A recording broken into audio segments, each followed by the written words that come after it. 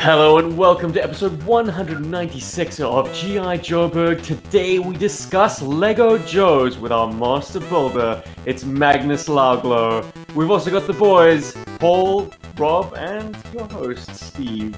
Hello everybody, how are we doing? Hello. Hey. Magnus, welcome back to the show. We had you on, I think, you mentioned it to me. Was it episode 112? It was 126, which Oh, I'm out. it's an interesting number for me, actually, because that's the exact number of the issue when I got back into the GI Joe comic, which is the issue where Firefly reveals himself in certain ways. Incredible. Easy number for me to remember. For anyone wanting a further identikit on Magnus, go back to episode 126. But today, well, firstly, for anyone listening to this podcast, my apologies. This is going to be a very visual-heavy podcast. So if you are listening to this on your commute or at work or just doing the garden, maybe flick onto the YouTube when you have the chance, because we're going to be unveiling Magnus's most recent Lego creations. These are strictly GI Joe Lego creations, and they are incredible, if I do say so myself. So well worth giving the YouTube version a watch. But first, our usual segment. Let's get it out of the way, boys, because I believe, Paul, you've got a few new things kicking around. You should.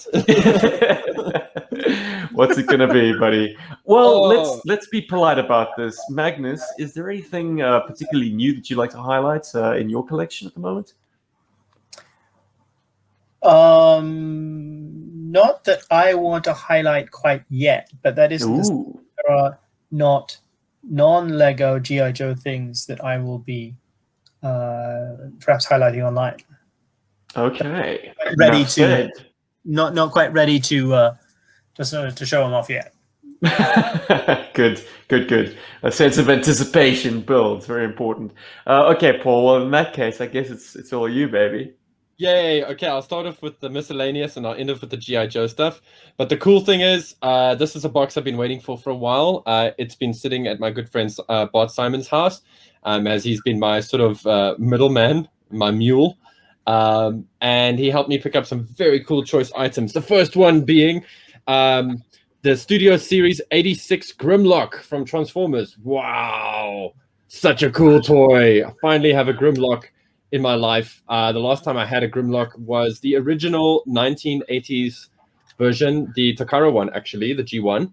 And I used to love that toy, so much so that David literally just gave it to me. At first, I was borrowing it, and he's like, "You really like that toy?" And I'm like, "Yeah, I really do." Because he's like, "You're always asking if you can borrow it." I'm like, "Yes." And he's like, "You can have it." I'm like, "Yes." Anyway, dude, is that how it works? Yeah, I didn't have a friend like that, I'm afraid. I think David was just sort of at that stage in his life, maybe kind of done with Transformers in a weird way. And he had his favorites, and he just knew I loved this toy so much, so I had it. And anyway, so now I've got the Studio Series back in, and for a quick review, it's amazing. You should have one. If you don't have a Grimlock, get it. If you've got a Masterpiece Grimlock, maybe you can skip over this one. If you don't, and you're like me, and you can't really spend like $300 on a Masterpiece Transformers figure, then get yourself a nice, sweet $50 Grimlock. And he is so sexy. And I see there's a slag on the way as well. And so that's pretty cool. Next thing, some Ninja Turtle stuff. I got Baxter Stockman and a Foot Soldier from the Super 7 Ultimates line. Very cool toys as well. The Baxter Stockman has been a major surprise. So cool to have that in my collection. Also, fantastic toy. If you guys haven't had a chance to check out the Ultimates Ninja Turtle stuff, do so. If you're a Turtles fan, grab your favorites from this line. They are fantastic. Then winding into some GI Joe. Okay, I don't want to mention anything He-Man today. Going into GI Joe. Are you sure, Paul? Okay. We're having such a good run of no mentions of He-Man stuff. So, okay, I'm going to throw the He-Man thing in just because it's got a story, which is pretty cool. So I finally got an idea to get one of those. He tried. He really tried. He resisted up until the very last minute.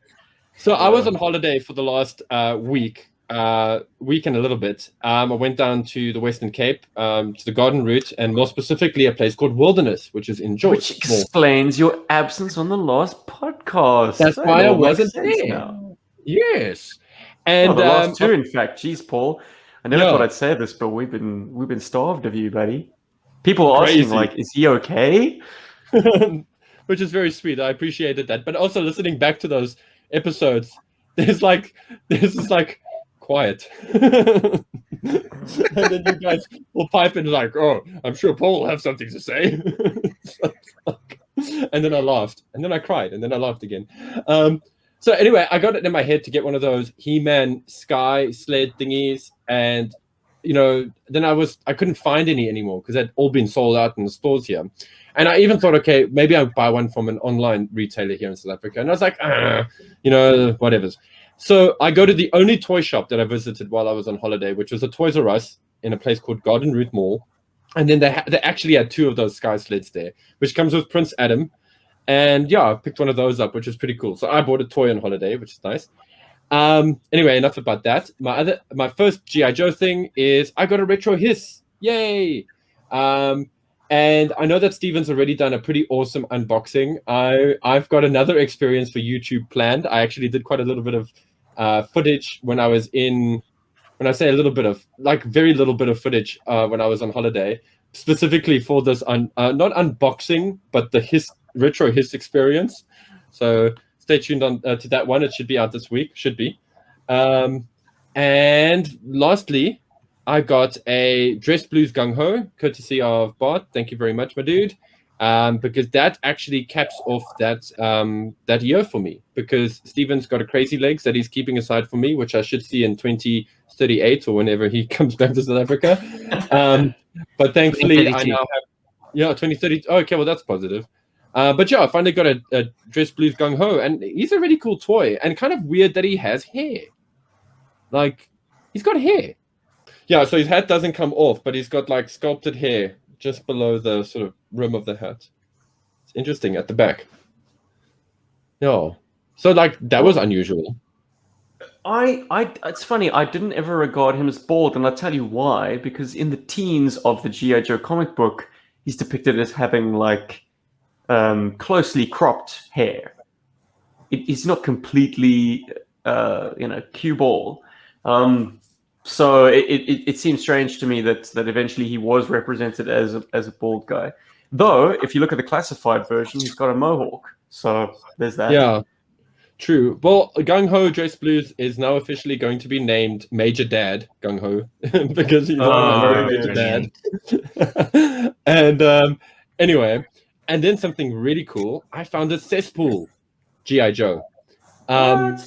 At a local seller. Yeah, I got a complete, well, when I say complete, an intact cesspool with his helmet, no rebreather, no gear, no cool chainsaw or backpack squirty thing.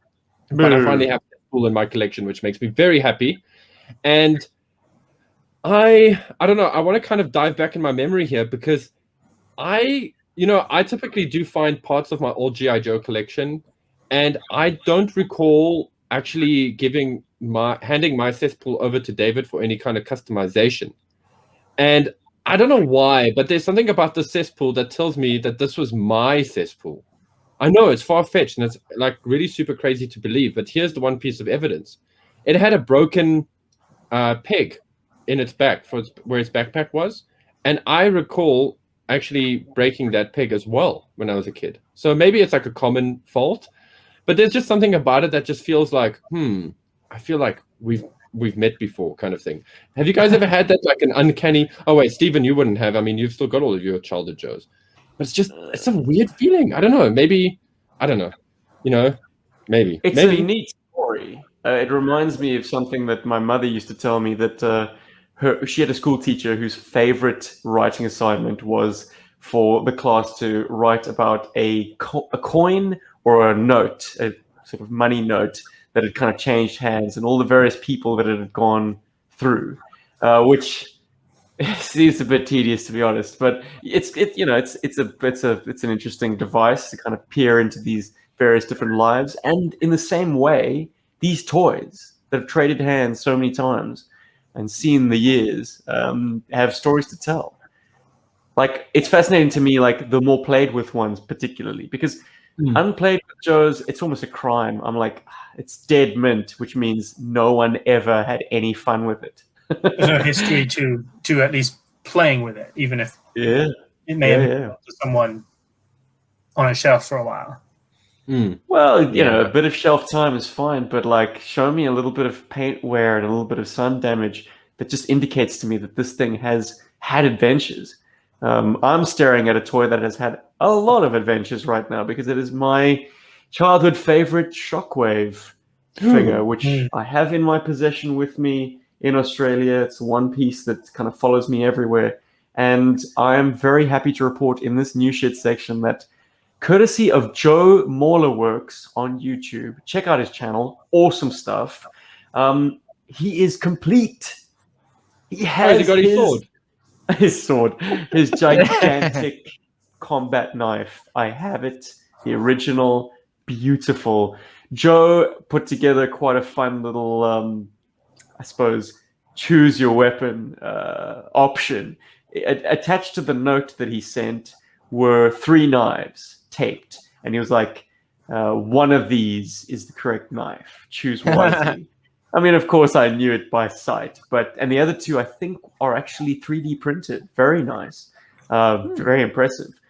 Joe seems to be up to all sorts of good stuff. If you check out his channel, I think the most recent slew of videos that you'll see is a conversion for a Warthog to not only be remote control, but to be waterproof as well, and to fire off little jets that will allow it to be controlled in the water. Wow. It's insane. Insane what incredible stuff this guy can fit into a Warthog chassis.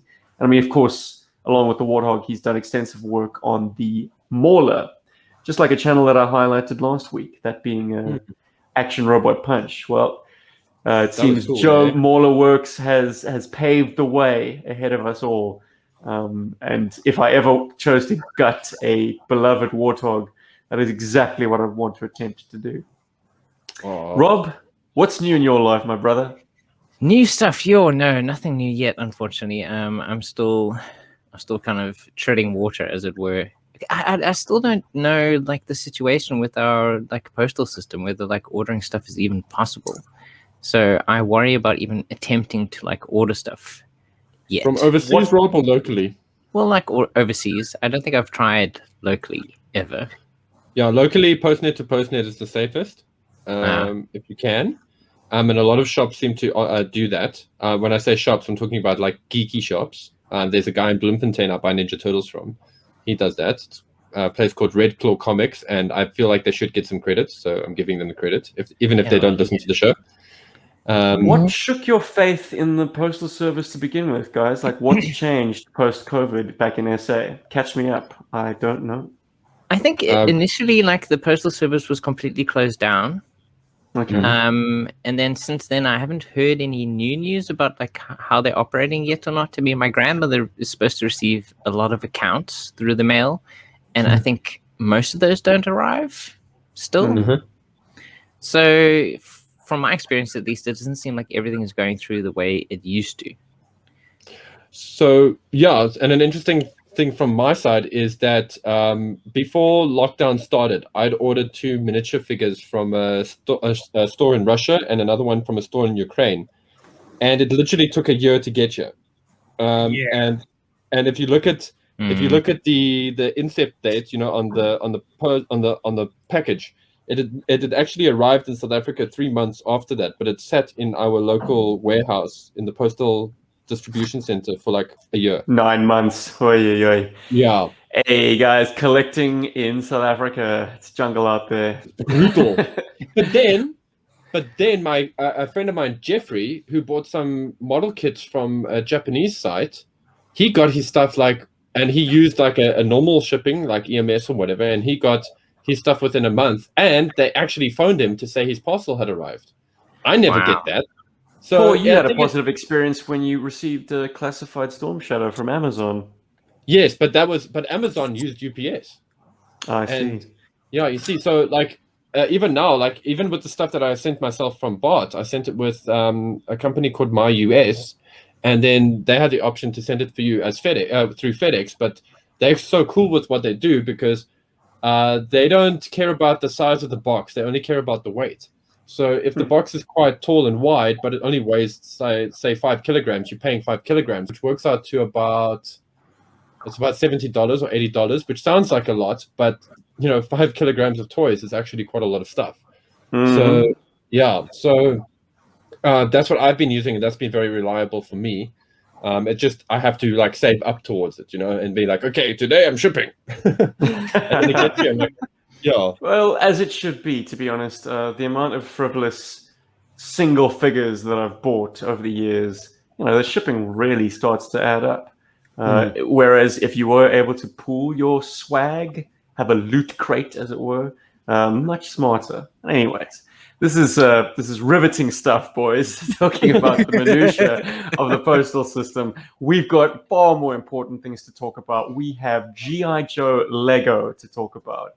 And yes, this is official Lego, right, Magnus? You don't dabble in those knockoff brands. Mega Blocks. I did not dabble in knockoff bricks. I do use certain elements from third-party places. Like, for example, the vast majority of the minifig weapons I use are from a place called Brick Arms. I've seen that. Yeah, sorry. Because Lego doesn't produce that sort of thing.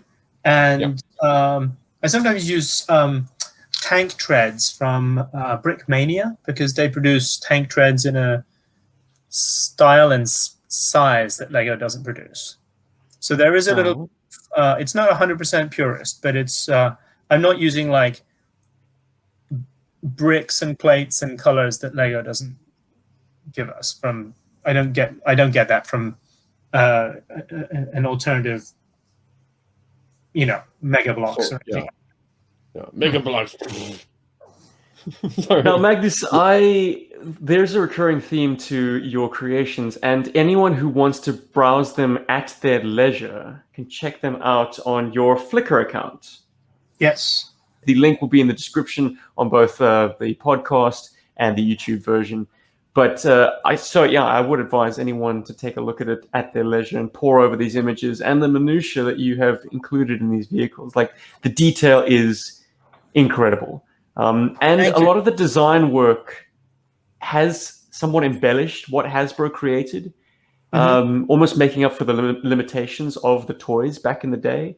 I'm curious to know what your main driving criteria are when redesigning an original Hasbro.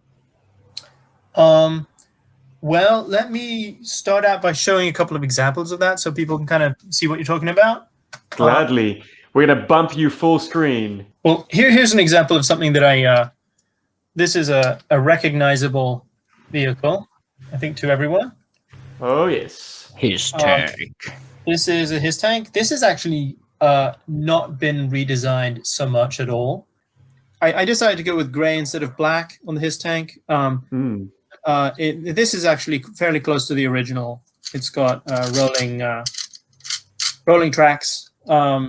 It's got a little bit of a rolling tracks. That is so excellent. clever. It's a hiss with a back hatch, kind of similar to the hiss too. But this is I love how that works.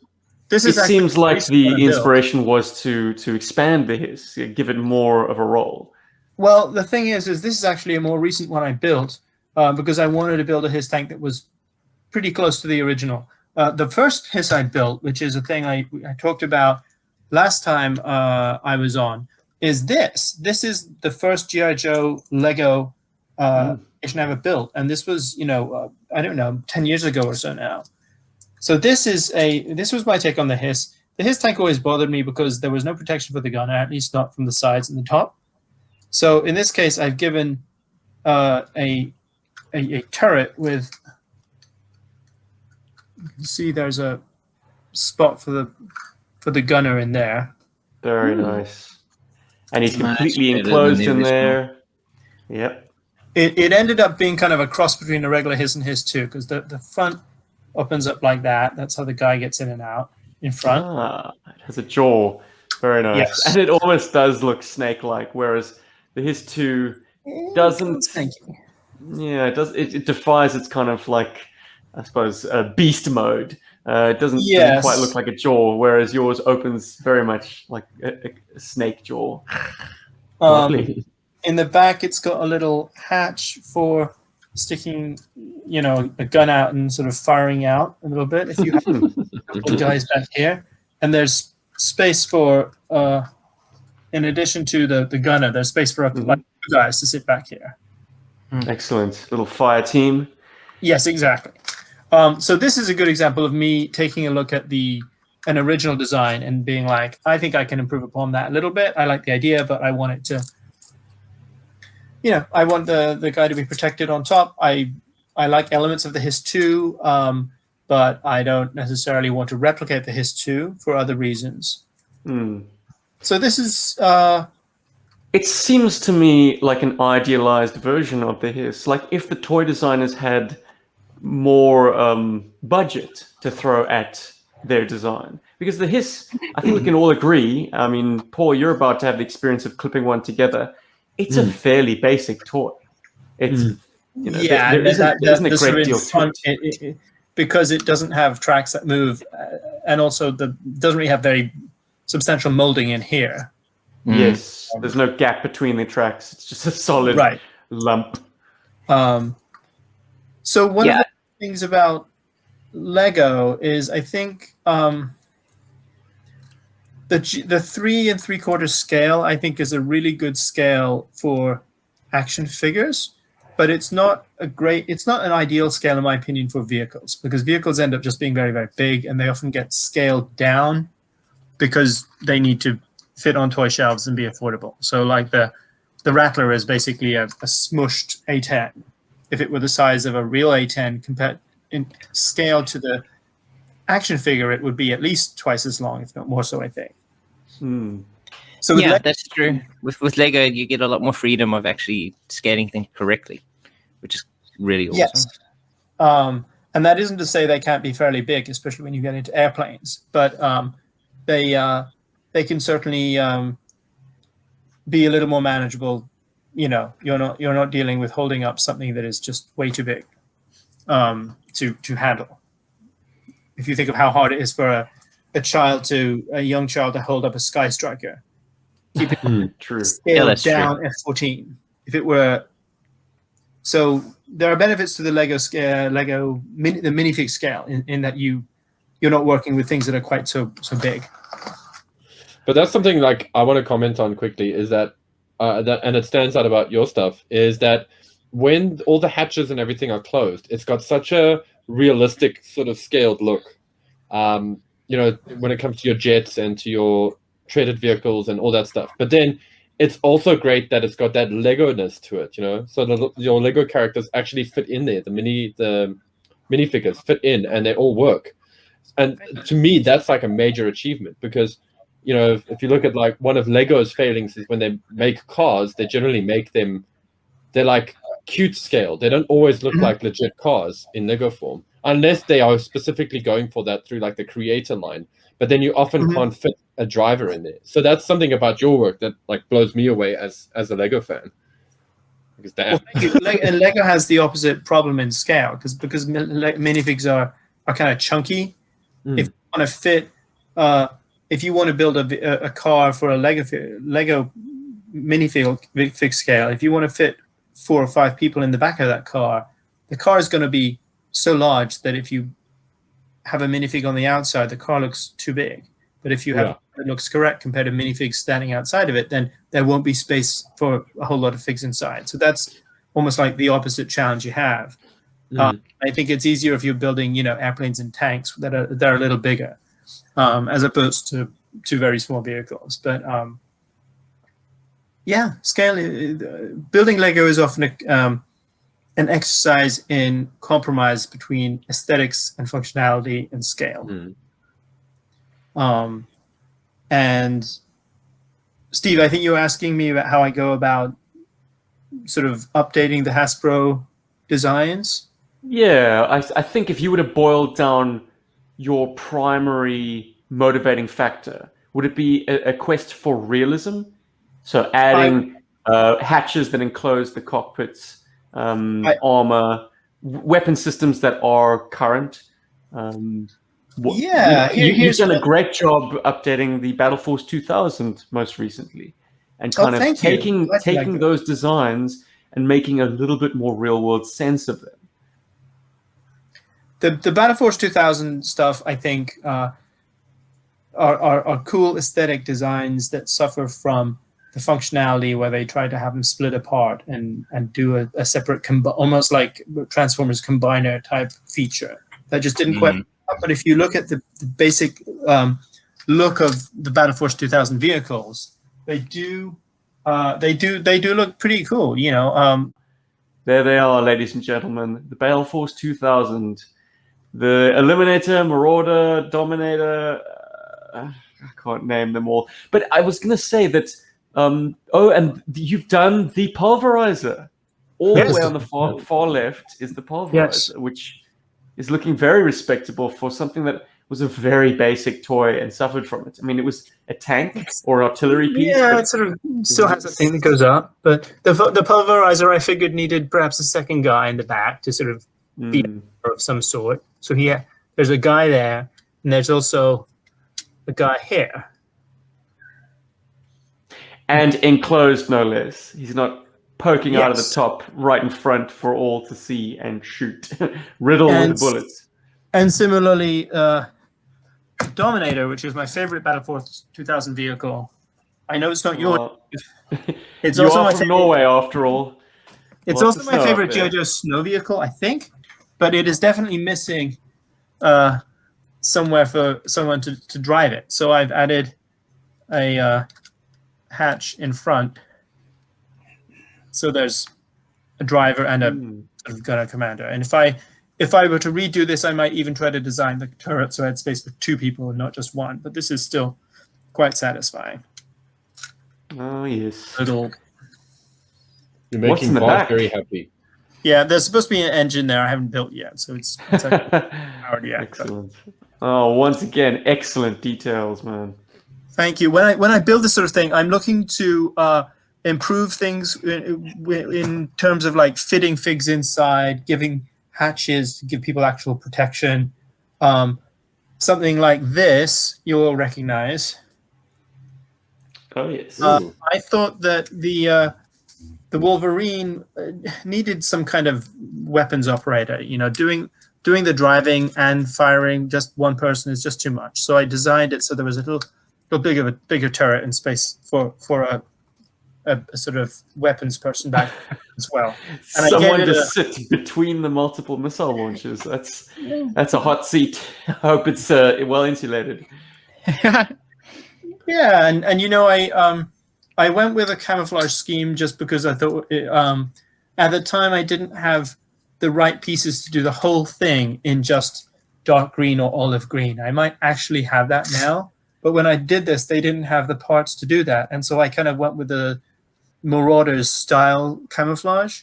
I was going to say, those are definitely the Marauder colors, so you've kind of ticked two boxes in one fell swoop. Yeah, something like that.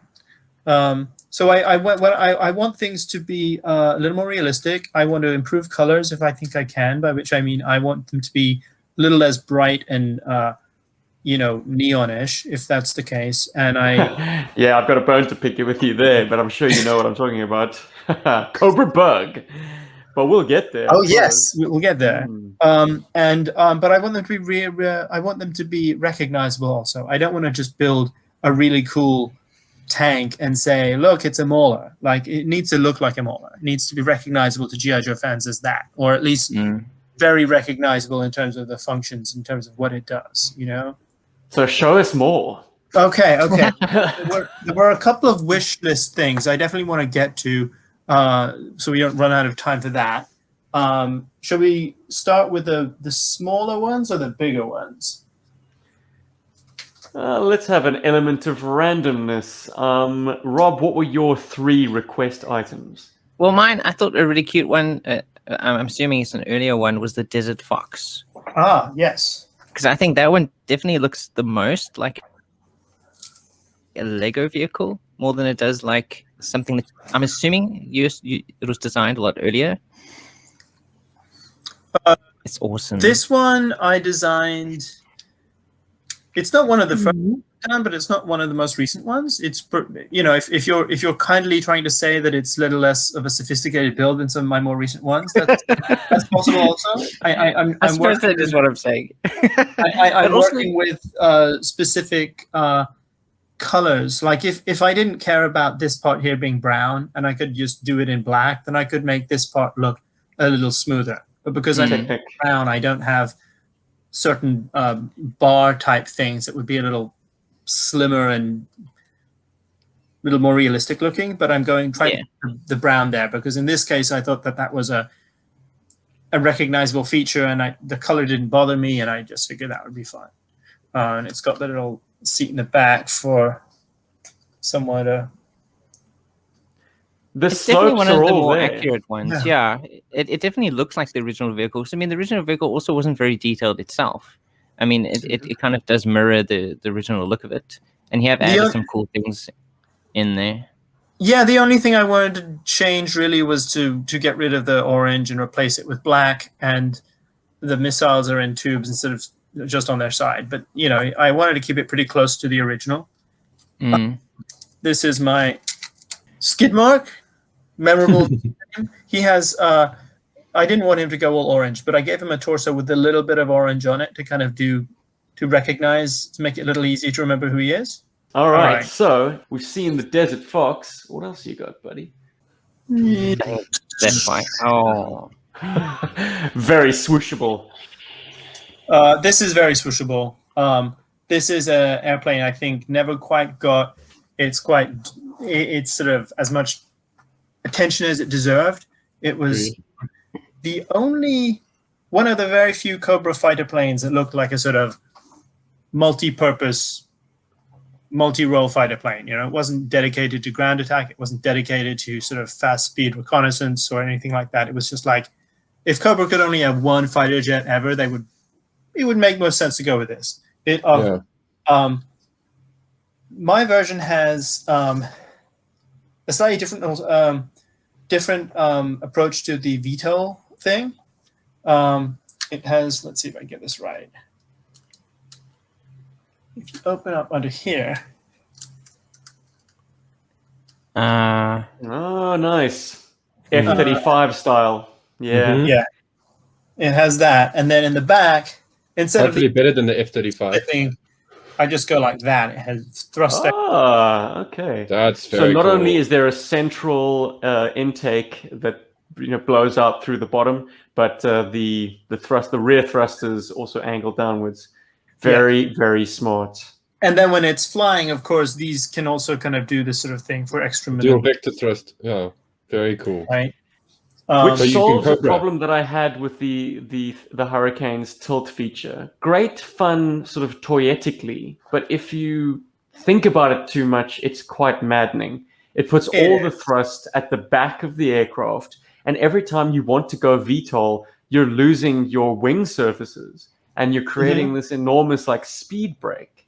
It's about as aerodynamically unsound as slapping a spoiler on the back of the aircraft, which I see you've retained just out of good form, good sport.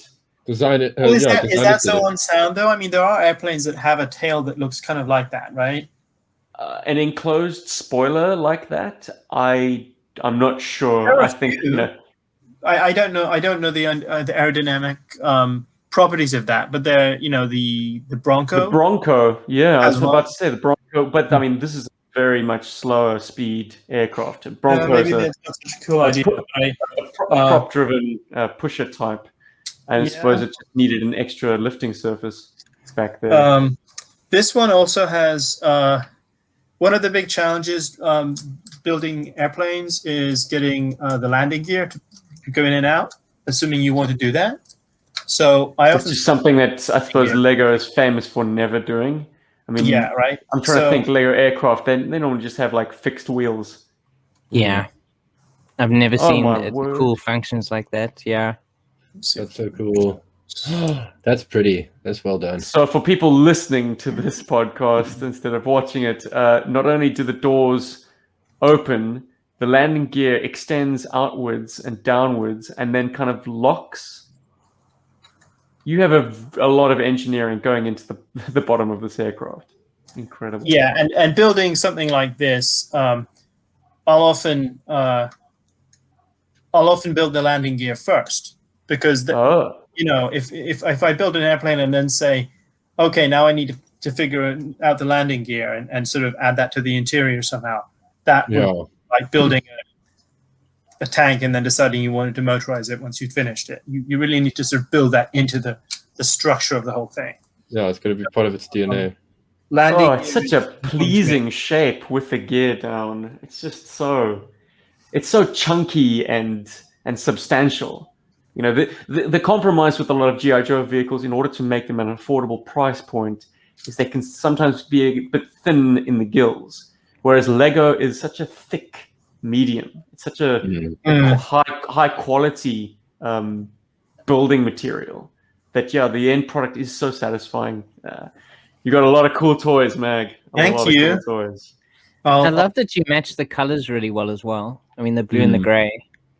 It does look like a yellow proper missiles hurricane. too. I wanted to, that was an element of colorfulness that I felt wasn't so unrealistic, so much that I had to do them all in different colors. So a bit of yellow. That's a very sort of GI Joe-ish thing to have like a bunch of yellow or red missiles hanging off of it. But it seems like you've got multiple kinds of missiles, whereas the limitation of the original Hurricane was it had a whole mess of missiles, but they were all the same. Yeah, this one has some it's got some bombs and some. I'm imagining this multi-role, air-to-air and air-to-ground. Oh yes. And speaking of the yellow pops of color, it's a nice aesthetic touch that the front landing gear, the nose gear, has like yellow rims in it. Yeah, it just was a sort of fun little colorful thing. And the original Hurricane also was a two-seater. And I wanted to do that, but I decided it was more important for me to have a lift fan in front, and I couldn't really fit both of those things in. And it being a two-seater makes the front end pretty much all glass, which is kind of toyetic and fun because you have two figures in there and you can see them very clearly. But the front seat is a compromise. You've got a guy lying down practically with no controls. Right. The back guy has a bit more sculpting around him. So yes, it works as a one-seater, to be honest. And these things in the real world would probably be a one-seater like the F-16. I think so. Yeah, this isn't. This is in the lightweight fighter category. It's not a. It's not some kind of 60-foot F-14 like thing. The last thing that Rob wanted to have a look at was the Parasite, I believe. Yes, the Parasite. Your take on it. Is it bright orange? You'll find out soon. So the Parasite is my Parasite is not bright orange. I feel bad because I forget the name of the person, but there's someone who did a custom Parasite in black and red, and that's what inspired this. And I forget that person's name, but to be clear, this took inspiration from someone else who used that color scheme, and I just thought it was a really, it's basically Cobra Stinger style color scheme. Don't feel too bad, Magnus. It is somewhat of a no-brainer to make Cobra land vehicles black and red. The precedent was set long before that customizer. So credit to them, but at the same time, I'm sure it's a pretty commonly held idea amongst customizers to wash every Cobra vehicle into the black and red category. And of course, now it goes very well with my Stinger. This is my horse, right? So, the Convoy. The Convoy, right? In addition to redoing it in black, I changed the doors so that there's a door on either side rather than one door just on one side. And the doors will open up, and there's space for 6 figures inside, and you won't really be able to see much because it's black in here and there's no pigs in there either. But the Parasite is more than any other vehicle, a sort of APC And Yeah. Cobra should have had lots of APCs, really. So GI Joe is such a action figure focused line. I think there should have been more troop carriers in general. And I always thought the Parasite needed an extra crew person because, driving and firing a turret just seems to like be quite busy. So I ended up going with something, and I wanted to give them a bit of protection too. So I ended up going with a front that might be reminiscent of a Soviet or Russian Hind D attack helicopter. So what you're saying is its weakness is explosive arrows. Okay. Rambo. So it's got a redone the guns a little in front, and I kept the gun in the back, and I dropped the sort of mine catapult because I just didn't. It was just a little too crazy for me for this particular design, at least. It is a bit I'm pretty hokey, sure I agree. any GI Joe fan would instantly recognize that as a Parasite, regardless of the color and the redesign. So you've stayed faithful to its silhouette. I think that's the big giveaway. Silhouette and function. That's what I wanted to. Yeah, absolutely.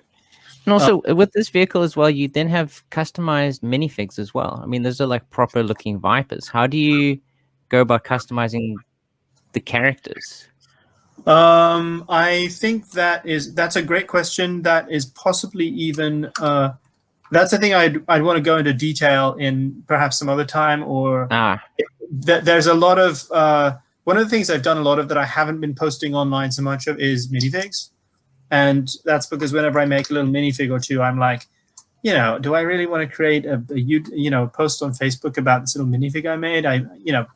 The vehicles are surely more involved and interesting, but I do have a lot of minifigs, and sometimes you'll see them in crewing positions, and perhaps I should do more to sort of showcase them a little bit.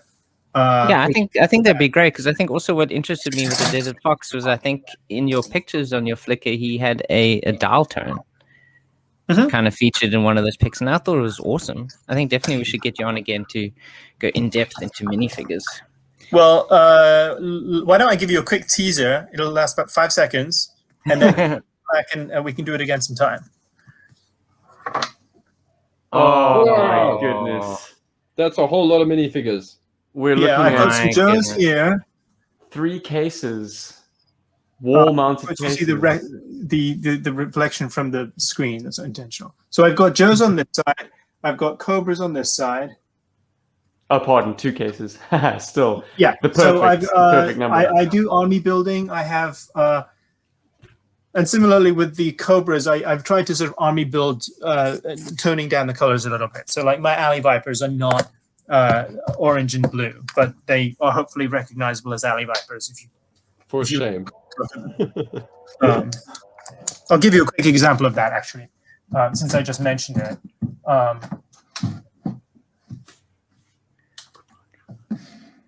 All right. So hopefully this is recognizable. Oh, yeah. Oh, that is definitely an Alley Viper, yeah. You've taken on the Pursuit of Cobra color scheme. That's dark red. This is an example of a brick arms weapon. Lego doesn't produce guns, basically, that look remotely futuristic or modern. Like a Chris Vector, or like a Vector. It's basically that, yes. And anyone who is a fan of Lego or fantasy may recognize this shield is from the Lord of the Rings orcs. I was going to ask They have a shield like that. So there were Lord of the Rings sets, and they had these orcs that had this shield, and I was like, that's perfect for Alley Vipers. So because you wanted to have a slight cutout for the weapon. Yep. Okay. Yeah, that's so cool. This lighting system, and we can do figs sometime as well. Absolutely. Yeah, I mean, any excuse to have you back, dude. That would be great. Hell yeah. You don't need to twist my arm. So briefly about figs. I use Lego torsos and heads and helmets. I occasionally will use third-party headgear and a few other things. And I use usually brick arms weapons.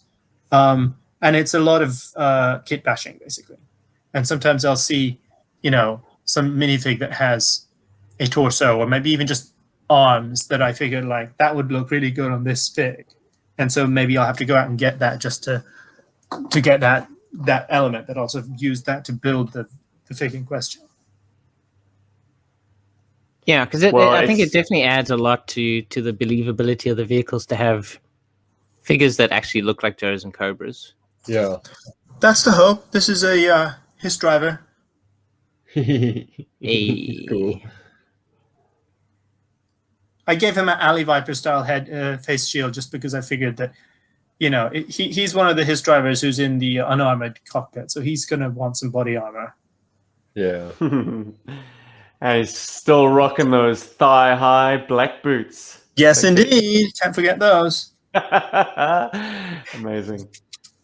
Amazing the kind of variation that you can get, that you can custom get with minifigs. I mean, short of actually printing your own torsos, you're able to create all these different recognizable shapes and colors. Even without printing your own torsos. I am 4 years old. I was born in 1978. That is the same year that minifigs started coming out. So Lego has been producing Lego minifigs for over 40 years, and there are just thousands of different torso designs and lots of colors and lots of faces with heads with different faces, and some people will also do their own custom torso stickers. So I mean, it is its own world of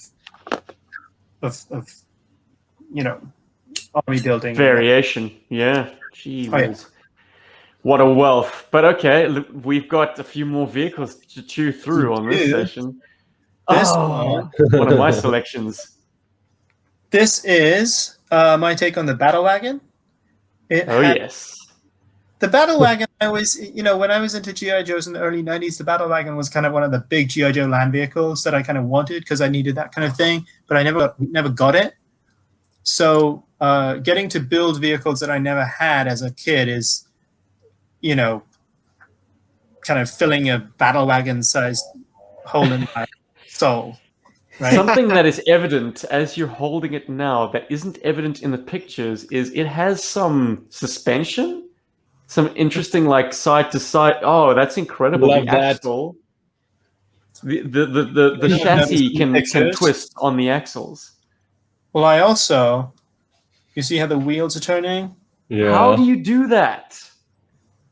I rotate this little thing at the back.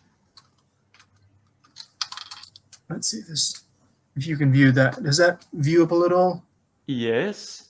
Okay, so it has steerable front wheels. And suspension on the front wheels. Oh. Also has suspension on the back wheels using just the shock absorber. Very cool. I think you need to take your toys outside and maybe pose them on some landscape, some rocks maybe, to just give it that. I want to do more of that. Excellent. Well, it's beautiful. You've taken out the red elements from the battle wagon, but retained that beautiful blue. But you've also given it a very specific function. Why don't you talk to us a bit about that? Well, I thought the battle wagon was a cool looking thing with just that sort of multiple rocket launcher kind of Gatling-ish thing. Just didn't quite do it for me. So I thought to myself, why would it make sense to have a vehicle like this, and how can we make a bit of sense of that and keep it recognizable as a battle wagon? So this is. I envision the battle wagon as a dedicated urban combat vehicle. Excellent. The somewhat exposed gun positions with just remote gunning positions that are controlled. And I have but you can't see it real well because I don't have any figs inside. But there's actually space for two people sitting in here. Oh, and I didn't notice that it's not it has the armored slatted canopy, which is true to the toy, but also underneath that has armored glass. Yes. Very smart, because you don't want bugs to just go in through the slats and hit you in the face. No thanks. No, it's got a ramp in the back and space in the back for people. I could fit about 6 or 7 Joes in the back of this thing. So it's basically as many as that. Gee whiz. Yeah, Shockwave would approve. Shockwave would definitely be part of this team. And let's see if I can take this thing off even. Yeah, you can fit. You can see how many. There's space for a number of figs back there if you squish them. It's also got a little opening spot here, so that when they can peek out. That it's a thing that they can peek out and even climb out from, and then this thing is a sort of turret with some guns, but also and its main function is it goes up like that, and so instead of the multiple missile launcher, you have a cherry picker. Yeah, you figure you might want to give your sniper an elevated position, or you might want to go up to a window in a second or third or even fourth story house, and and you could you might want to rescue someone. Like it's you can roll up to a building. The vehicle itself is already pretty tall, but like you can get high with this thing. Amazing. And it's heavily armored, so it can stay in one position for a while, which is cool. Yeah. And I mean, I don't know if GI Joe want to dabble in this, but like urban pacification, you could mount a high pressure hose onto that cherry picker. I mean, a good vantage point. You could do GI Joe needed to put down a riot or something. Yeah, I mean, you can do all kinds of depending on the situation. I don't think GI Joe does that sort of thing a lot, as far as I know. I wouldn't want them to either, but there are certainly kind of screaming out for it. There are certainly alley vipers out there who are pretty dangerous, who you need to go up against sometimes. I love it.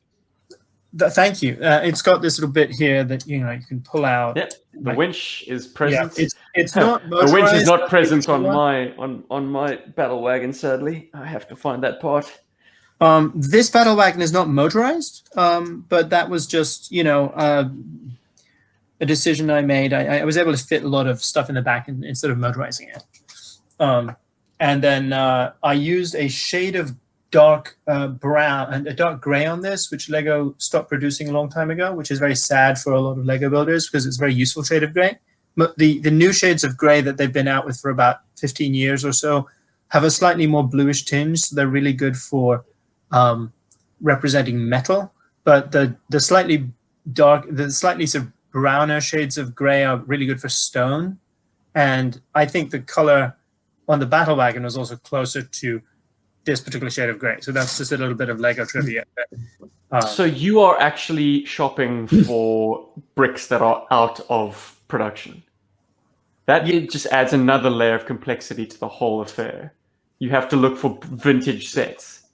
Oh my goodness. I'm looking for bricks that are sold. I'm not buying old sets for old bricks, but I'm buying bricks on a place called Bricklink. If you want to buy Lego bricks on their own, you can go to Bricklink and just find sellers who sell, what you're looking for.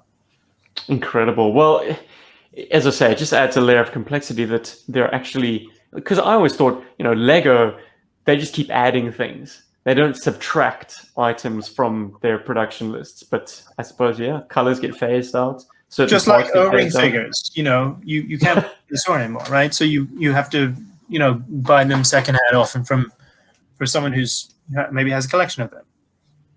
Mm-hmm.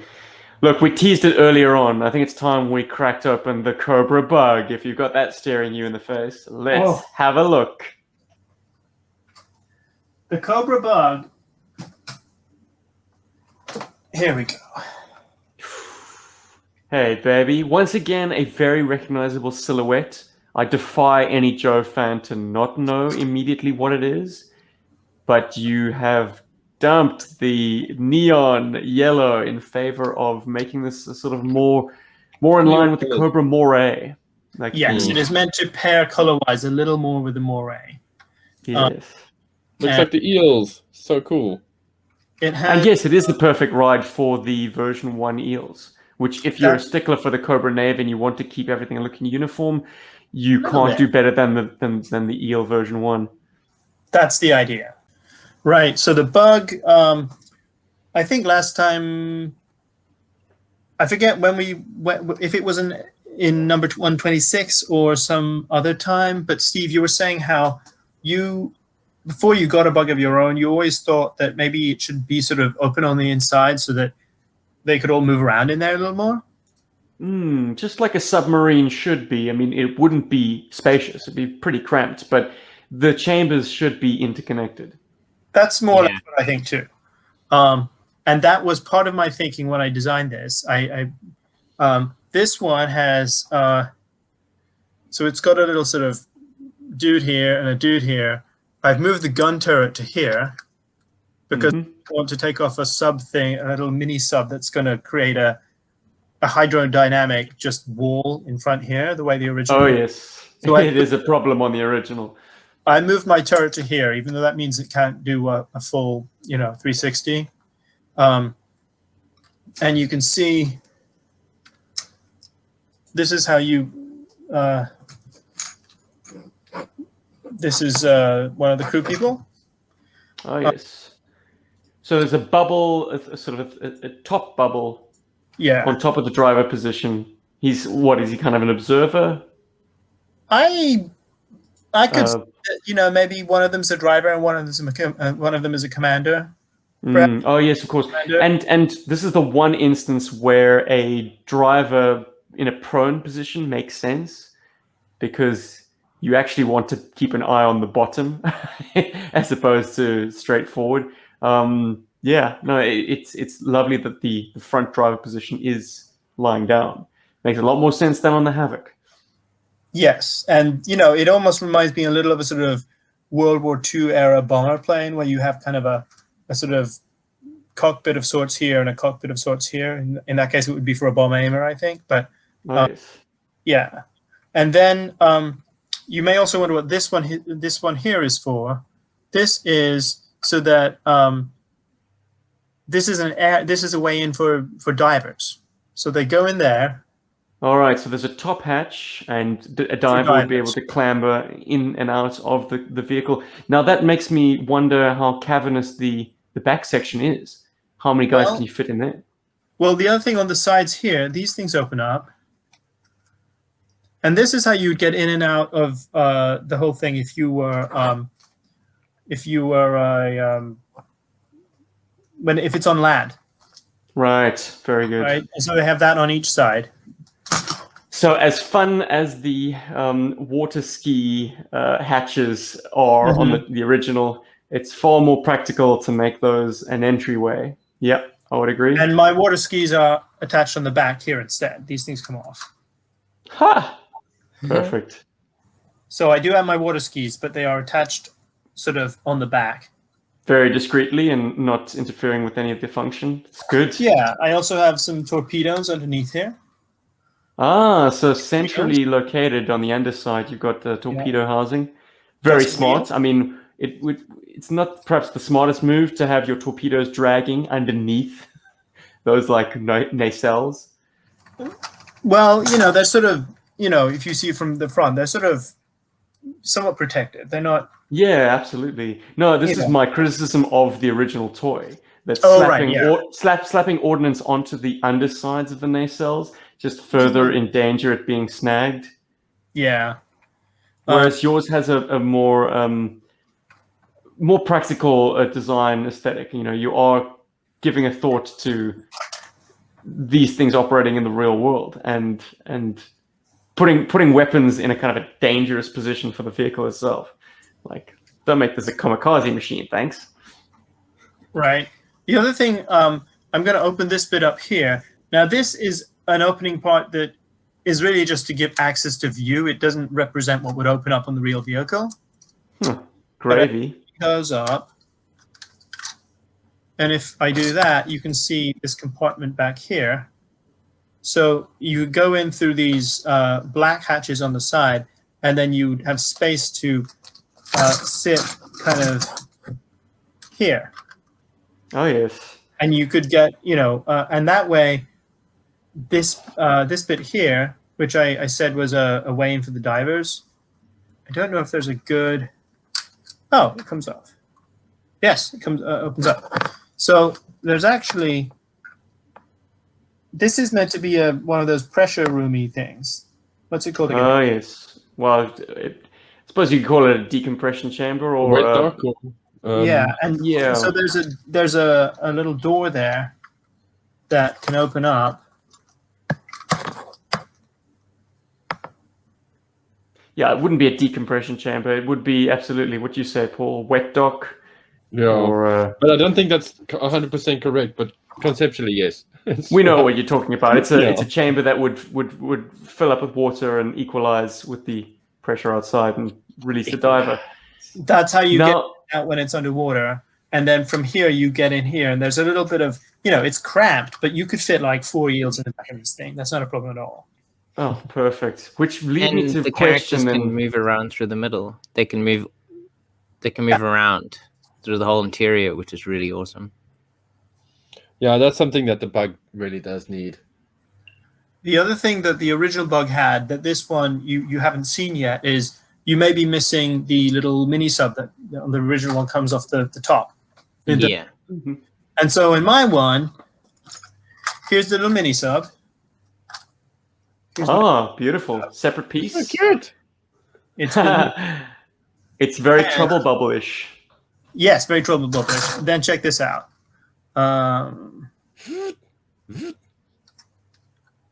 Let's see how this works. I'm glad I didn't preempt you. I was about to ask what the function of the back end of the bug was. It opens up and accepts the mini sub, No, that is and cool. then it becomes a rear-facing turret. Wow. Why aren't you working for Lego, Magnus? Because they need you. Or Creo, as it were, making their Creo? GI Joe line. One of the reasons I haven't tried aggressively to find a job with Lego is as working as a set designer, I wouldn't be able to say, why don't I spend the year building GI Joe Lego and you can pay me for that, and then we can see it on toy shelves. They would say, Magnus, it's your job to design, a toy in the $30 price range for our new XYZ line, which probably wouldn't be a line that I'd had, much of a affection for. creating, or at least, it wouldn't necessarily be Dare I getting- say, one of the pink lines. or if it were a pink line, I might not even be able to say, sure, I think the pink girly line needs, a rock and roll band, which might appeal to me. They might say, we want you to do this or do that. Like I think there's less creative control than I think I'm used to as a hobby builder. Right. Okay. No, that's cool. That's why I asked. I mean, No, I it's a understand fair that as question. well. I mean, I have friends who work for Lego or who have done that. And if you look at Lego's products over the past 10 years, they are increasingly complex. And part of that is that they've hired people like me who've been building Lego their whole lives to design the sets. Yeah, the sets are amazing, man. I'm always tempted to buy Lego in the toy shop. I just never know where to put it when I get it. So, I mean, Well- it takes up less space than GI Joe does. At least, if you're thinking about a Lego person compared to a GI Joe person. oh no, I agree. But the problem is, I am a GI Joe person. So it's like I'm a GI Joe person, and now I'm a Ninja Turtle person, Uh-huh. and I'm a Gundam person. So Man person. They do have Lego Ninja Turtles. Did you know that? I love that stuff. Unfortunately, that had all come out when I was having a little bit of a financial slump. But I'm so sad I missed out on that potty wagon. It was too cool. It had all 4 turtles. It was the shell. I think they called it the shell stopper or something. Anyway, and yeah, that was a fantastic set. In fact, a lot of the stuff they did for the Ninja Turtles line was really incredible. But I did manage to, in the interim, get myself that. I always call it the Bat Cat, but it's from the Batman Lego movie. That like big, sort of walking thing that he has. It's like this big, it's weird. It's like it moves like a cat, but it's actually like a big bat. It's weird. Okay. It's got long four leg thingies, and it's crazy. I got one of those, which was really cool. And then also, thanks to Stephen, I got the Jurassic Park set, which I absolutely love, which is the sort of mini diorama of the kitchen and the control center. With the I love that set. It's too cool. It's actually very smart. But yeah, anyway, enough about Paul's Lego. Shall we go on with some more GI Joe Lego? If I have time for a few more. Oh yes. How about some of Paul's selections? Yeah. And you know what? He gave you a hit list. I have so many that I could pick from. But let's put it this way: there are so many I could pick from, but the one that I would love to see is that Night Raven. Ah, I love that thing so much. Like, yeah, just know that I was torn. So wow. I mean, look at that, dude. That is incredible. Thank you. Oh, the underside, so tasty. Yeah, man. This is actually the second version of this. When I first built it, I was still very happy with it, but someone pointed out to me that it was just it could have done to be a little longer.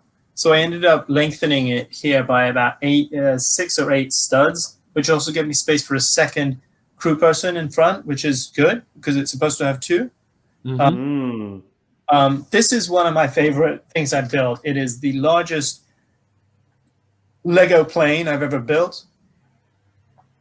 It has a lot of working features that are fun. I'm going to show them all to you. And it was just a really fun. It was a big challenge. It was a challenging build. It was really fun. Let's start. I want to make sure I don't forget the play features because there's so many of them. Let's start out with a land. Actually, no. Let's start out with you. I envision the Night Raven as a stealthy plane in the modern sense. So as you should, yeah. In this case, it carries its weapons internally. Yeah, no drag for radar. So. Yay, like F-22. Very cool. So this one has currently a weapons loadout of 2 air-to-air missiles and 1 smart bomb. It doesn't have, and actually like the SR-71, but let's not go there. so the smart bomb, that's what the smart bomb looks like. Ooh. And then a couple of air-to-air missiles. And I love that your bomb bay has got white inside it. That is so cool. Like I love that because that is like what fighter planes have. That like yeah, and it makes it a little easier to see it too. If the inside of this was black, you really couldn't see anything on camera. So I'm going to close that up. Let's see, is this? Ooh, landing gear time. I love it. Landing gear. And then this comes down to lock it so it doesn't flip. That's one of the challenges. Poetic. Nice. If you build landing gear, often it'll flip back unless you are able to lock it in place somehow. Mm-hmm. And then this. Oof, complex system of hatches. I assume you also started with the gear setup on this one? I started with the nose on this one. Oh. It has a thing that was important to design from the get-go. Oh, right. Get that signature smile. This thing fell off, but okay. I take it's an unmanned drone, which is it's an unmanned drone. A lot smarter. Yeah. Instead of having some poor person flying around in the this thing's an unmanned drone, and it could be a missile or it could be a recon thing or Take the glass out of it and it looks spooky, man. It's done up all in black. Like that front. Black and then grey on the underside, but like without the glass giving it a kind of an eye, it's very, very spooky. And then it's got the this bit here, which you all got a drop-down cockpit. Nice. These are my Stratovipers. Oh, sweet. Are those look a bit like Imperial helmets, but I can't tell. They are, that's some kind of Star Wars helmet that I don't remember. Yeah. Death Troopers, maybe. Oh, that's cool. That's how that comes down. And then very spacious cockpit seats, which is something your version of the Raven has over the Hasbro version. Yeah. Yeah, you know, I hadn't thought about that, but the original is pretty tight in there, isn't it? Oh, Almost. yeah, you battle to fit anyone other than a Stratoviper. Stratovipers are fortunately quite lean. Yeah, I think I've got an Astro Viper in there as well on mine. With his helmet on? Not in the front No. seat, you don't. No, it's the Star Brigade one, and I lost his helmet, so he's just sitting there. I always in used a to have to pilot yank my Astro Viper's helmet off in order to make him a Night Raven pilot. Oof. So I've got What just happened? brakes. The air brakes. here, and here. Mhm. Very cool. I don't have that gun that fires rearwards. I just have the air brake instead, but that's okay. I think the realist in us all kind of forgets about that gun, to be honest. Where on an extremely fast aircraft would you ever find the opportunity to fire rearwards at a pursuer? And also, like, aerodynamics might pull the bullets into the fuselage as well. I think If you say so. Paul. to me it seems unlikely that anyone is catching up with the Night Raven. I think the rearward thing is more like if you have someone flying towards you and you fly past them, then you shoot at them as you pass or something like that. It makes more sense to me. Look, as aircraft have gotten faster, like weapon systems that are for close-in fighting have kind of become dinosaurs. That's why bombers of the Second World War were covered in machine gun turrets. Because they were engaging targets or having to defend themselves from attackers that were coming very close in at slower speeds. But something like the Night Raven, to have a turret to fend off attacking craft, it just makes no sense. It would get no use, and also it's far too small to have enough range. Really, I mean, Looks cool though. It does look cool. I think it looks no, cool. I can do without that. Yeah. Well, if I ever build a Condor, I don't. You know, that remains to be seen if I'll have any kind of a rear gun turret on the Condor. But on the ring. yeah. So initially, my first version actually had a brake chute that popped out the back, but it did away with brake chute because it was really a pain in the ass to put back in, and also it put stress on the rear, so there was a structural problem with it. But instead, I have these little missiles here. Ah.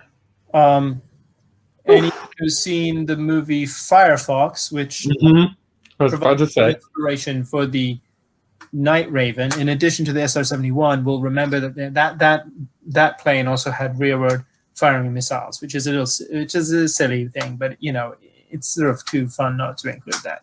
The final thing I have on this is lighting. Oh my word. The engine cavities have red LEDs in them. That is spectacular. Oh. These are actually Lego lights. Oh, right. So the sort of light brick. Very good. Yeah, okay. a light brick. Keeping it official. You dare not put any non-Lego products into your beautiful Night Raven. I dig that because I see that so often with the Ghostbusters Firehouse. And there's lots of guys selling LED sets, but they don't sell them as like light brick sets. And that's always, I don't know, for me, it's just disappointing. So it's cool that you've gone legit with it. That's awesome. Look at that silhouette. I was going to even make the front part a breakaway jet, kind of like on the Condor, where this whole front section would take off, but I didn't do it. That's an example of, you know, one of the things I think about when I design this. Like, can I make it cooler or more outrageous in a way that I like? It didn't work. It didn't work this time, but maybe my Condor will have some kind of a breakaway, you know, escape pod in front, a little more like the way it does in the original toy. Yes, but with the Raven, firstly, there's no precedent for it, and secondly, you do away with the kind of the solid nature of it. To have it non-breakaway, I'm seeing you handling it with one hand, and I think to myself, well, that is a very solidly built Lego set. There are a lot of interlocking parts. All the way. There's a lot of plates in these. The wings are basically 3 plates thick. Great, because there's nothing worse than a Lego set that is flimsy to the touch. Yeah, you can. I definitely, compared to other people building in the military theme, my sets are my Lego designs are fairly solid. Like you can drop most of my tanks, and you know. Yeah, just invite that, why don't you? Well, I mean, you know, test. you can drop a lot of my things, and you know, maybe a wheel or two will fall off, but they're not going to sort of shatter. Yeah. Totally. Amazing. Very impressive. Guys, I don't know if there is likely to be a climax that reaches a higher point than that Night Raven. I think this might be a good opportunity to leave it for this session. Can I show you one other thing You are the master of ceremonies, Magnus. Please do. Can I show you one other thing to complement the Night Raven before I show you my grand finale? Hell yeah. All right, so here we go. Oh my goodness. That looks proper. So we all know what this is, right? Should be a Skystriker with, oh my goodness, the wings slide actually functions. Oh, unfortunately, it doesn't bring down the landing gear. I love how that's landing gear go in and out separately. Very good. As you would hope. They should. No, I think how like it's there's irony in the fact that I hate the arrow on the toy, but I love it on the Lego build. Oh, that's interesting. Yeah, like I love the authenticity of it on the Lego build, but I just hate it as a thing on the toy. It's so but I can get over myself.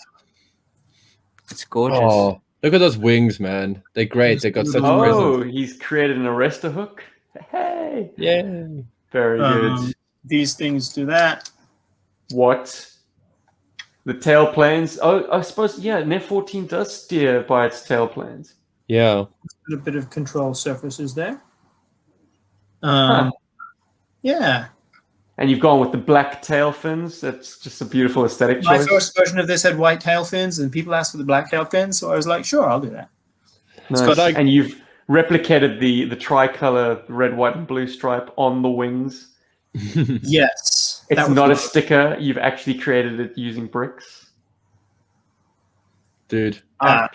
Sexy. And also, like, a very easy detail to miss, but you've nailed it, are the missiles. Thank you. Thank you. Yeah, I wanted to keep the missiles, the original loadout. Not give it like regular Tomcat missiles. Oh, that's fantastic. Yeah. Excellent work, Magnus. That is sublime. So now the coup de grace. Line already, but I want to show off one last thing, which is not a vehicle. Best way to show this thing. I'm holding thumbs. I think I know what it might be. Yeah. What did you say? Oh no, I'm holding thumbs. I don't want to spit out what it could be until I see it. Okay. Let's see if I can. It's something I'm hoping you'll show us. So, ooh, yes, it is. Oh, look at that. Listeners, it's the Silent Castle. Faithfully reproduced in bricks. So show you the whole. No, it's upside down now. That's it. And it is massive. Wow. You have sculpted a quick tour around this thing. This is the Silent Castle, which has been on my to-do list for a long time. It has this very characteristic, very slight sloping to the walls, and that was one of the challenges to figure out how to do in Lego. But it looks quite seamless. I mean, I'm sure you had to use quite a bit of internal engineering to get those slopes, get the geometry just right, which is very unnatural for Lego. Yeah. But you've managed to get a very seamless look to the exterior, which blows my mind. Thank you. It's got... Hogwarts be damned, dude. This thing's amazing. It has a... It has a helipad on the back, which is a detail I took from the European Action Force version of this castle. Everything else is pretty much as close as I could get it to the Silent issue. castle as it was displayed in the silent issue, although I've taken a few liberties by adding a few, like, stairwell access type laddery things there, so my figures can get around. So Quite famously, Larry designed the Silent Castle's architecture to be very signature, and you can always situate where you are on the structure by the various signifiers. The way the two radar towers are slightly different. Yes. You can tell whether you're on the front or the back. Like, it feels like you have taken all of that on board and replicated it so faithfully that I think Larry would be very proud. And not many a comic book artist have been able to replicate the Silent Castle as faithfully as that. I can think back to a few issues of the Devil's Due run that kind of nailed the external structure, but then they wound up exaggerating the internals to the point where it doesn't really work. Whereas you have sculpted it. Compact. You've sculpted in 3 dimensions, and it is bang on, man. Everything is there. The one thing that you don't see in this castle yet, of course, is the oubliette, which would be on the inside, but would be underground. So this is not finished. One of the big things I need to do is I need to raise it on a sort of rocky outcrop, to raise it about like that much more. Oh my goodness. So it'll be taller on a sort of rocky bit, and then I can have the dungeon thing underground, and that is what I have here. Wow. So Hey. this will come away. Get this right, and then you can see we already familiar with the it's issue 21, but also some of the other issues. This is sort of where they put people away, and there's a hatch at the top, so this is where you get in and out, and this is where they forget about you or whatever. That hatch causes me much anxiety, because I just think of like Storm Shadow trying to clamber out of it while Scarlet is slamming it down, and I think, oh, fingers. This is gonna be raised up high enough that I can put this underneath it, if that makes sense. Yes. And I suppose you can go to town with the subterranean level of the Silent Castle. There You might can be do a some lot down other there. You can add some things other there that maybe trinkets. weren't in the comic, because they leave it a little up to your imagination to like figure out what they have down there, right? They have, Of course, the question on everyone's lips right now, Magnus, is: does it transform into Destro's Scottish Castle? it does not transform, but what it does do is it does open up, and there is going to be an interior when I get to it, which I haven't got to it yet. But well, that's why this is a to be continued kind of episode of GI Joburg. I'll just show you right now, demonstrate that it does open up, and then I can sort of come back and show the whole thing to you sometime in the future when it's finished. Oh, wow. Ingenious. Yeah, I was not expecting that. Wow. The front face can be pulled away, and you've got 3 levels. Very spacious, too. I mean, a lot of headroom. It's certainly quite a regal-looking chamber. So if I take this down here, maybe see inside there a little bit. There's a stairwell. No! Staircases. So there's staircases on either tower, here and here. And they go up, and there's going to be space inside for Cobras to live and Cobra Commander to have, a little suite and stuff like that. I shudder to think how many man hours you've put into this thing. I suppose it is all hobby time and it's freely given, but just the planning. You've taken so much care, and I see in this you must have gone through a number of revisions. Building something, not being quite happy with it, breaking it down, rebuilding it. Do you ever wonder how long it's been? I started working on it about a year ago. It's kind of been a quarantine project for me. Well, it's come into beautiful fruition. Like on its own, as it is, without the umlaut and without the interiors, designed yet. Like, it is already a feat. Thank you. I really appreciate it. It's yeah, it's at a point where if I were going to a Lego con today, I could bring it and display it, but I would rather, have it finished first. Right. I know when I was a kid and I was looking at a Lego set to get maybe as a Christmas present or a birthday gift or whatever. My favorite thing was I would always imagine myself like being that size, like Lego man size, and exploring the place.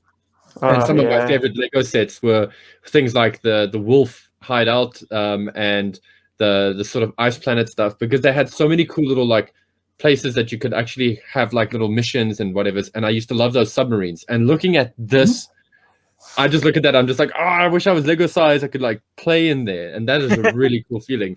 And I love how like there's no suspension of disbelief. I don't have to like look at this and go, okay, I have to imagine the back wall, or I have to imagine stuff. It's like that space is there, and that is incredible. That blows me away. Wow. Magnus, you have to get into stop motion now, Magnus, so we can have you recreate the silent issue in Lego video. Yeah. You've already built the set. You're halfway there, man. That's the hardest part.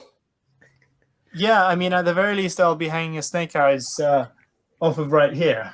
Yes. Perfect. Right? Yeah, we'll see. It's been very gratifying to work on it, and it's one of those things I've been wanting to build for years, and I'm not exaggerating when I say years. There are several things I've waited years to build because I didn't know if I had the building experience or skill yet, or the parts just didn't exist, or the right colors didn't exist. And it was only about a year ago that it finally occurred to me, how do I make the walls on this thing slope at that angle? Right. And once I did that, I realized that absolutely amazing. Oh, I think I can do that. So some of these really are quite, they involve a lot of anticipation and waiting and kind of patience before I actually have a go at them. Well, it's come to beautiful fruition because, the proof of the pudding is in the eating, and that castle is delicious. But, folks, I think we're going to cap it there. We could do this all day, I'm sure. We're going to not have a chance to do our Postbox the Pit today, but needless to say, if you want to comment on this video or anywhere in your podcast feed, please do. We'd love any and all feedback. Feel free to leave a like on the video as well. And hey, if you're not subscribed to GI Joburg, what are you waiting for? Give us a subscribe. A like and a subscribe. Hit the bell. Do it all. Do all the things. If you'd like to email us a love letter, we might care to read out on the show, please do at arealsouthafricanhero@gmail.com. You can also include a voice note. We got a voice note from Troy Smith this week. We're going to bump it to next week and give it enough airtime to fully respond. But I think those are all the things I have to say. Paul, what do you got to say, buddy? I have to say, if you want to join us, if you want to help support our channel and help us grow, please go and check out our Patreon for as little as like $3. You can join our Patreon and support this really awesome thing that we do called GI Joburg. And we throw out the occasional fun little tidbit here and there, some behind the scenes stuff that is exclusive only to the Patreon guys, or at least early exclusive. But you get cool discounts on our other cool thing that I'm going to show you, our Teespring store, which is full of really awesome GI Joburg Teespring merch. And I say it's really awesome because I designed a lot of the merch. So and I'll say it's very awesome because I wear some of the merch, which is great. Robbie, what have you got to say, pal? I'm going to say this has been an awesome experience. Seeing more of Magnus' collection is absolutely amazing. And there's so much more to explore. Like, we didn't even get to the Mamba, which I thought was an amazing adaptation of the original. I look forward to talking about that in depth. And we'll do the Mamba next time. Hell yeah, dude. I'm really looking forward to it. And once again, folks, if you'd like to see Magnus's creations at your leisure, I will put a link to his Flickr account in the description to this podcast. So wherever you're listening or watching it, scroll on down and click on the link, and you will not be disappointed. As amazing as the things he's showcased today are, just the sheer depth of his roster will impress you, if not the minutia of the designs themselves. So check out the albums. That's the best way to kind of look through it all. And I believe we will have links in the description below for that. So yeah. Bam! Done. Bam! Episode 196 of GI Joburg, Lego Joe's. Big thank you to Magnus, our master builder. Sir, you are always our welcome guest, and we are in your awe. So thank you very much for showing us your creations this time. Thank you. Thank you so much. And with that, I suppose there's only one last thing to say. Chuck E. Cheese! Oh, is that on it? Clown. On 3, 3, 2, 1. Yo! Berg. Berg. Yes, you're so good at this. Later, everybody.